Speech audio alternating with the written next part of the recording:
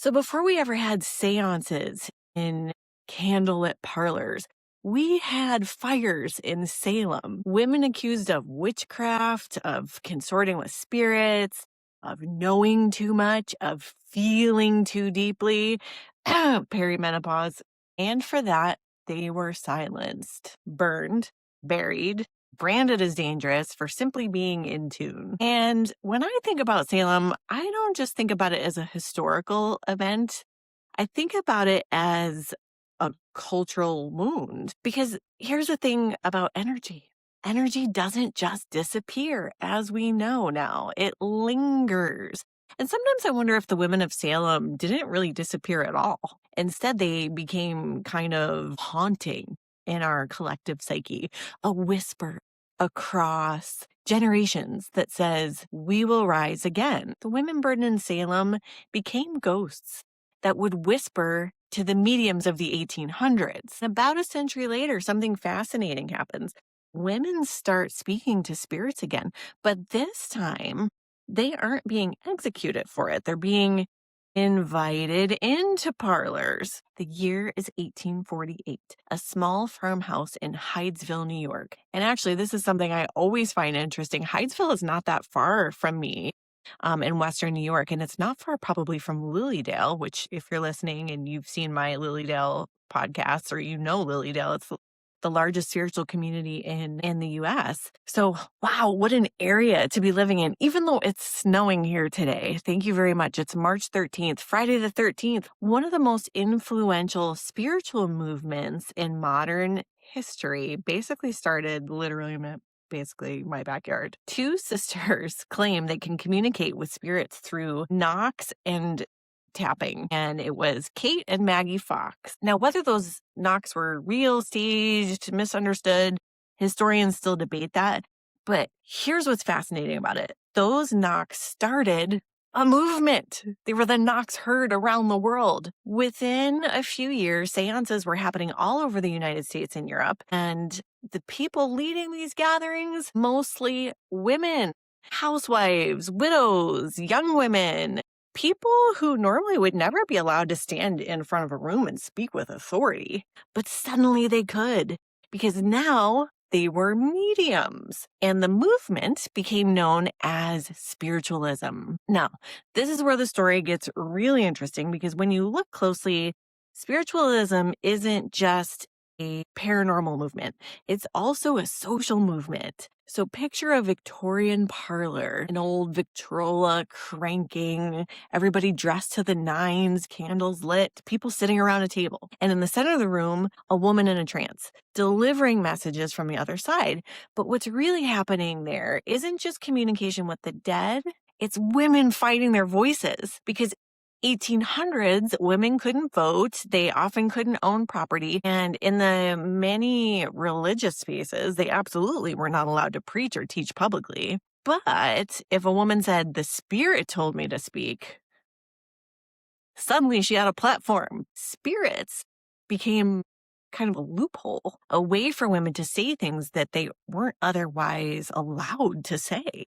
And many of those mediums didn't stop at seances. They became activists. Victoria Woodhull, a well-known spiritualist, became the first woman to run for president of the U.S. in 1872. Elizabeth Cady Stanton attended seances herself. So these women weren't just channeling spirits, they were channeling change. And when you step back and you look at this historically, you start to see a pattern. Salem, spiritualism, women's rights. It's the feminine voice being suppressed and then finding another way to speak. For centuries, the traits associated with femininity, intuition, empathy, emotional sensitivity were treated like weaknesses, or worse, hysteria. A literal diagnosis for women back in the day, by the way. But within spiritualism, exact qualities suddenly became sacred.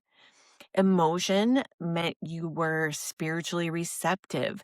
Intuition meant you were gifted. The body became an instrument, and the unseen became truth. There's a book that always comes to mind for me here, Women Who Run with the Wolves. Gotta pick it up if you've never seen it or heard of it. Women Who Run with the Wolves by Clarissa Pinkola Estes. She writes about the wild woman archetype, that instinctual, intuitive part of the feminine psyche that patriarchal systems have tried to domesticate or exile. And when I think about the spiritualist mediums of the 1800s, I see a lot of wild woman energy there, right? Women trusting their instincts, speaking boldly, taking up space in rooms they were never supposed to lead. In a lot of ways, spiritualism was women running with the wolves again. Now, fast forward about 100 years, the feminist movement rises again, this time in the 60s and 70s, and something really interesting began happening inside of psychology. Feminist theory starts asking some uncomfortable questions, questions that hadn't really been asked before. Who gets to define sanity? Whose experiences are considered valid? And why were women's emotions so often labeled pathological? Historically, psychology has a habit of medicalizing women's distress. Grief became hysteria, anger, instability, intuition, irrationality. Feminist theory intervened and said, maybe we need to rethink that. Maybe those emotions aren't symptoms. Maybe they're signals. Maybe anxiety is information. Maybe anger is a boundary trying to be set. Maybe intuition is a kind of wisdom we've been taught to distrust.